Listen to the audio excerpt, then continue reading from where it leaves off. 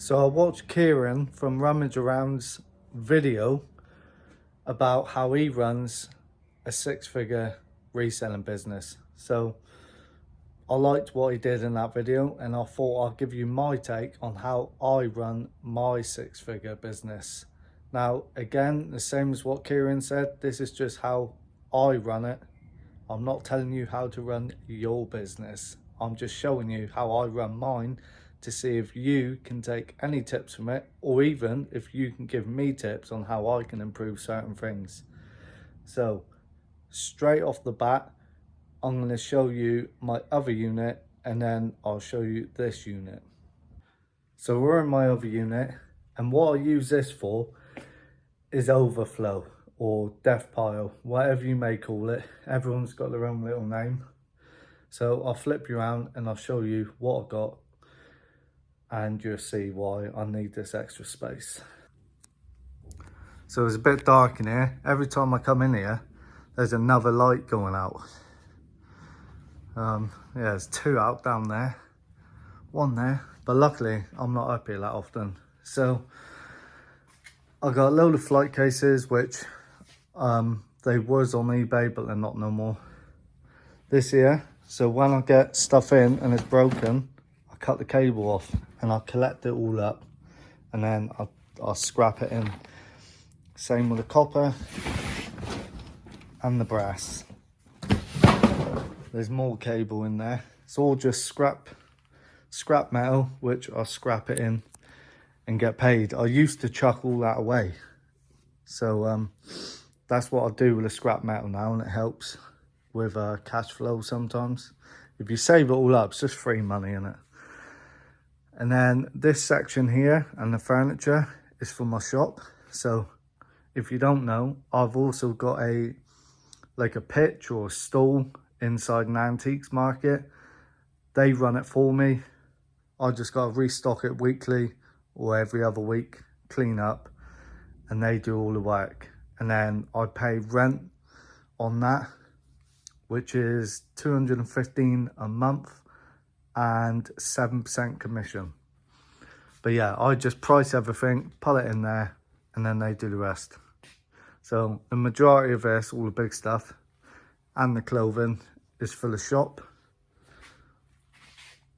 This is just stuff that is no good really. So either do a car boot or pull it in an auction house. And then we also could sell all these shelves is all stock ready to go on eBay. I just store it down there because I've got loads of it. And then everything you see on the floor, that is also for eBay. These chairs, potentially eBay or in the shop. Same with that nice cabinet there. That furniture there is for the shop. And then we got some more flight cases, bit of stock. Amazon bag of stock there. Forgot I even had that, so that's decent. So this is Overflow. So I just want to jump in here quickly because I've realised there's a few things I've left out. Now, stock, for example, I buy that from car boots mainly. That's where you'll get the biggest scores. Car boots are very important because not only do you get stuff real cheap and get big margins on it, but that's where you make your contacts. You get people's numbers and build relationships with people, and then buy outside of the car boots. And over years, you just get a big list of various contacts. So I've got a big list of contacts. That's where I get my stock. Car boots is where I get my stock. And also charity shops and a lot of auctions. Don't just go to your local auction. Do various auctions. And like, I drive around probably 4, 5, 6 different auction houses. Like, some of them I have to drive an hour to, sometimes a bit longer than an hour. So that's where I source my stock. I'm a six-figure business. I'm a limited company. I'm VAT registered. And please don't go comparing yourself to me or any other six-figure reseller, because none of us are better than you or anyone. In this game, on this journey, we're all equal, baby. So now I'm literally outside the cinema. So I'm going to let you get back to the video. Enjoy it. I'm going to go and enjoy this film. Probably fall asleep on my own in the cinema. Me again. Also, this didn't just happen overnight. This took many years to get to this level. I started off on my bedroom floor, and it just slowly grew from there. I went from bedroom floor to a spare room to a storage unit to an office, and now to the warehouse. And then from the warehouse I added on the second unit, and then also the shop in Exeter. So it's took me a long time to get here, with a lot of mistakes. My only advice is take educated risks and don't be scared to make mistakes, because that's the best way you're going to learn. And watch as many YouTube videos as you can of other resellers. Obviously, just cherry pick the ones that you enjoy watching and just watch them religiously, if that's a word. Anyway, I would definitely let you get back to the video now. And then outside my unit, any long-term viewers will know I had 3 of these machines, and they're all sold. That being the last one, which I sold to the company upstairs. So this is for their staff. You can actually, it's in use now. And then next door to me, we have John Luke. He's got a YouTube channel, very small time, so I wouldn't worry about watching his channel. Only messing. And then we're back at the main warehouse. So as we come in, let's just ignore that. It's just a mess. I'm in the middle of tidying up. That's an ex-member of staff here. And then we got Billy LeBour. Beauty. That every night, I think. And then, so right, let's just do this in order, shall we?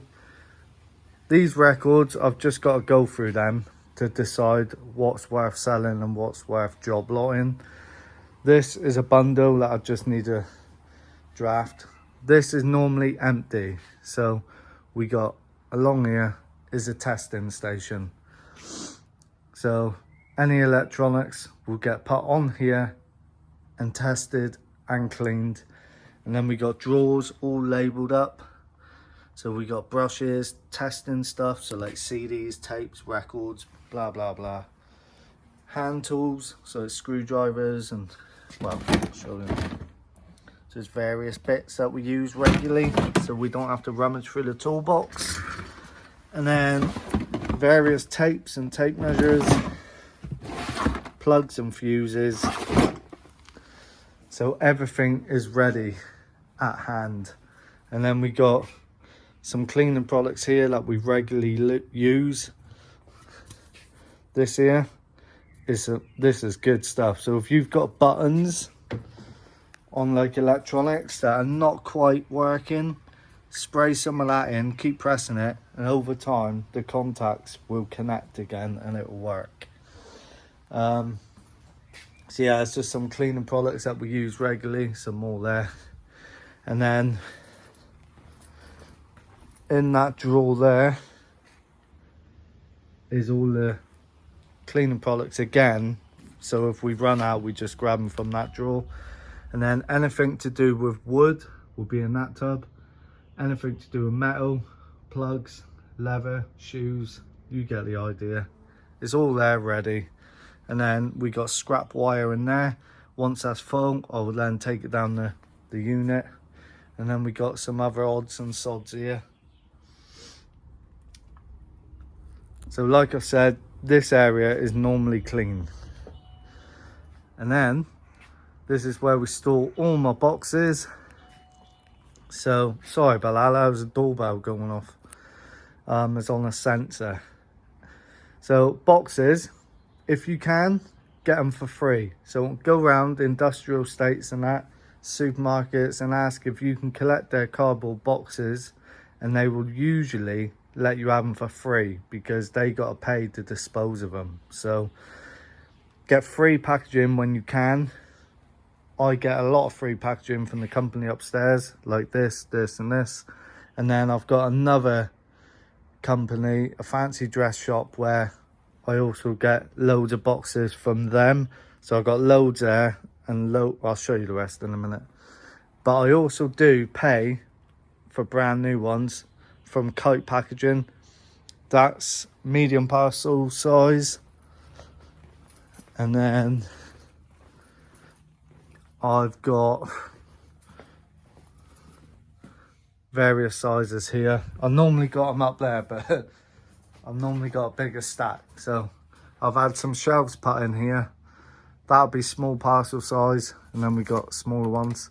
And then if you got a shop on eBay, you get a £10 voucher. I usually just buy these boxes here. They're a little bit smaller than shoebox. 2 packing stations. Hold on.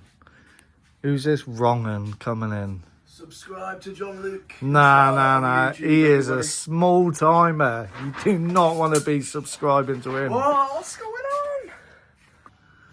Told you he is a wrong'un. Look, proper riffraff. Coming here intimidating me, nicking my boxes. Look, loading up the old trolley. Stacey owes me, you see.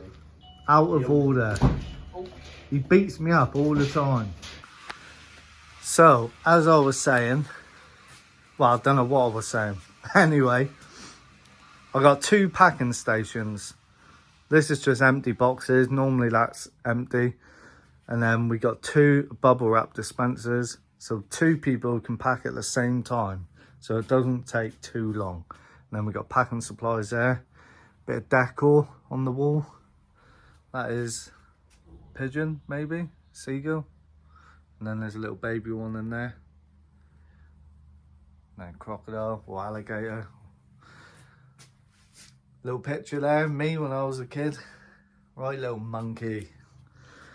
And then what I'll do is I will pick orders, and then we put them on this desk. And then we pack. And then we place them on this empty rack. And then I will sit here at my desk, which is where all the magic happens. And that is where I will then print the labels. This is a staff room. And then also a packing room. So, packing supply room. So all of this is just packaging supplies. Bubble mailers, boxes, shrink wrap, poly mailers, you name it, is in there. And then the, you know, you gotta have them in you. And then, look at that for a roll of paper. That was also the same as that, and it's now empty. This costs all but 500 quid, but it lasts about 9 months, and I use it a lot. Oh, it's a big one. Making a right racket. We're not filming, this is private property. You have the rights to film on here. How's the motor looking? She alright? Oh, dirty. And then you also need a bin.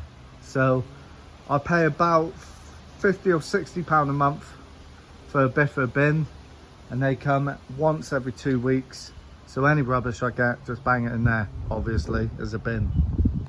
And then outside I have 2 storage containers, so if I'm not in, parcels can get left in there. I've had to put no entry and no public access signs up, because believe it or not, people just turn up here willy-nilly and just walk in thinking it's a shop. The amount of times people are just in here walking around, and I have to say, I'm so sorry, but we're not a shop. And then this is death pile. So everything on here is stuff that's not been listed yet. We got all sorts. Like, look at all these G-Techs. Christ. Another one there. Another one there. We got some dotted around. There's a shark there. But yeah, all this is unlisted. We got a nice Stone Island jumper there. Look at that. Get the badge in, innit? 10 quid at car boot for that. And then up on the beam,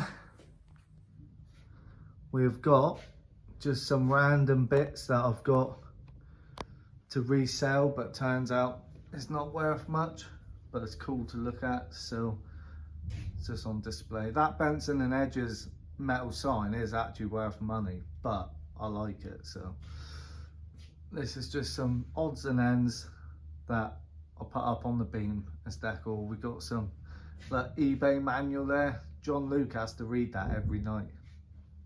And then I don't know if you can see it, that's the very first phone I had, an Ericsson. So yeah, that's Death Pile, Death Pile, Death Pile. This is an island of 3 tables. All of this is drafted. It just needs picturing. So we draft it, we pull it there, we picture it either there, there, or there, depending on the size. And then it gets put here or just on the floor here. And then we'll skew it and pack it away on any of these shelves. And then one photography bay. This one's massive. That is, I can't remember now. I think it's like 60 by 60 or no, it's 80 by 80. It's a big old boy, that one. We got a mannequin there for clothing, a female one there. We've put this on the wall, which converts all your shoe sizes just to help us. And then we got a smaller photo bay there, heater for the winter. I've actually got 2 members of staff.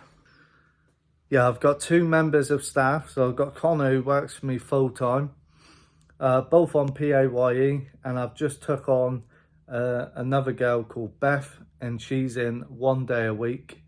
Over time, I may up that. The maximum I think she can do is 3 days a week. So she's employed part-time on a 0-hour contract, both on PAYE, and she is brand new. She's only been with me for 3 weeks. So far, I'm impressed with her work. Hopefully, she will just get better and better from there, and she likes it here. So hopefully, fingers crossed, we can up her hours or up her shifts. So then, once everything has been listed and processed, all I do is, so Kieran, you will see he just had a number there, and then anything on that entire rack would be allocated to that number. So when something sells in the SKU, it would say like rack, I don't know, 10. And then he knows everything on rack 10. No, the item is sold will be somewhere on rack 10. I've took it one step further and labelled each shelf. So say if that sells, the SKU will say shelf 355. So I know to come to this shelf and it'll be there. And that works for me. Then I've got industrial racking. I've got loads of these dotted around throughout the warehouse, and I'll just put I for industrial 6. So I know if that sells, and it will say shelf I6 is on the industrial racking, and it's I6. I originally had the layout in here very, very different. So as you can see, like, numbers don't match up, like I2 and then I7, because when I moved it around, I couldn't fit them in the way I wanted, and I could not be bothered to change the numbers. So yeah, everything will be anything you see will have a skew. There's certain things like this that are not on a shelf, but I would have skewed it to say in front of shelf 288. And as you can see, I have aisles and aisles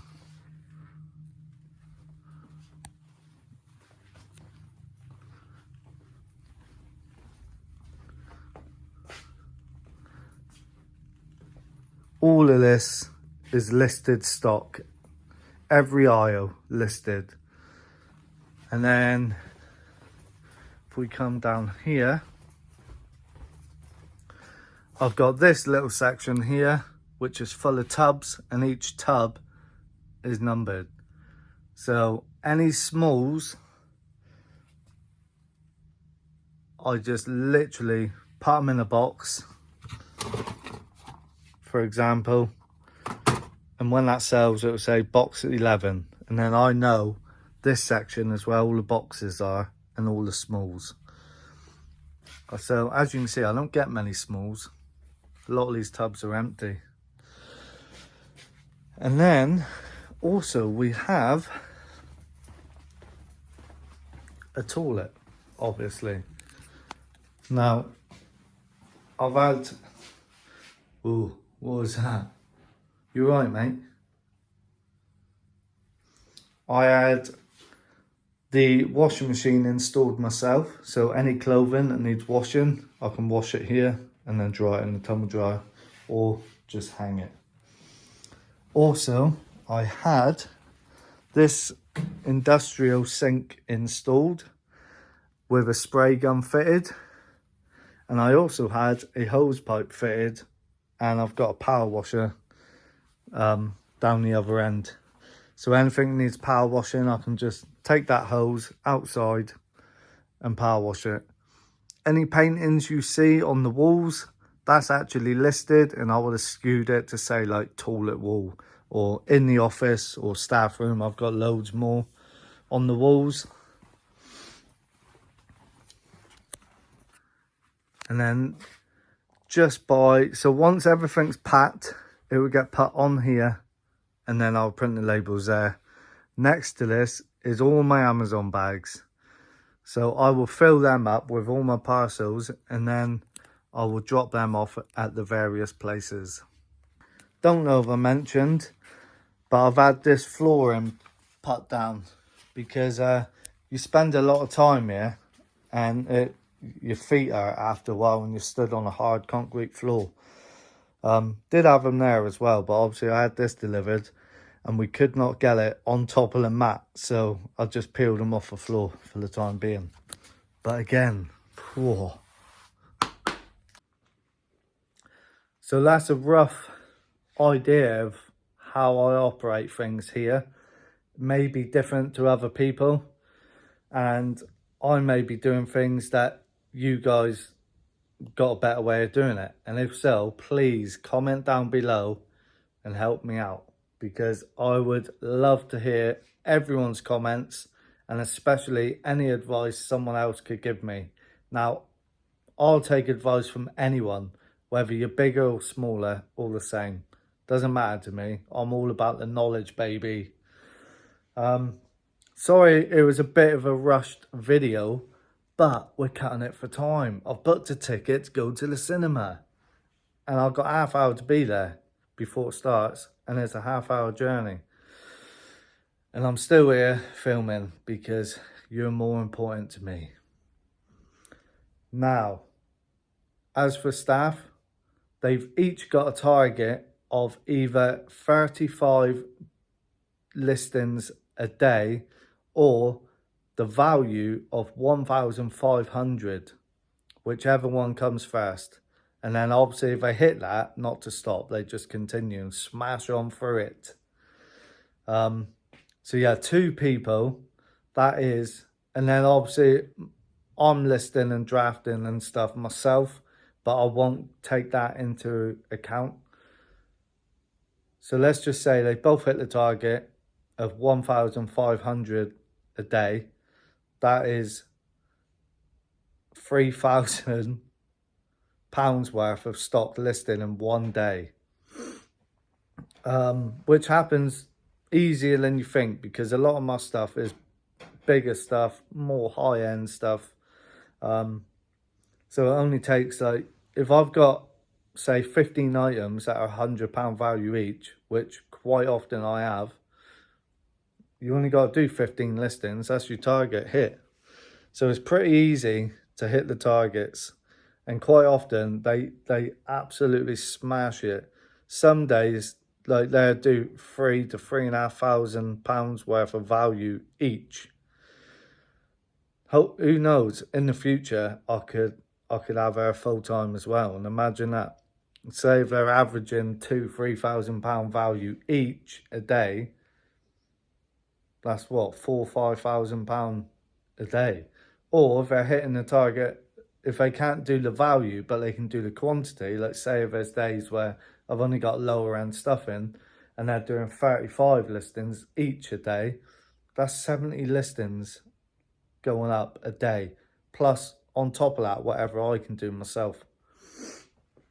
And yeah, I don't really know what else to say. I had lots planned, and then John coming in and out distracted me. I was zoned in, I was focused, and then yeah, it all just went out of the window. So if I've forgotten anything, just comment down below and I'll try my best to answer it. And any advice you can give me on how I can improve things, again, please comment down below. And if you got this far in the video, comment down below barbecue baked beans. Please like, comment, subscribe, and I'll see you on the next one.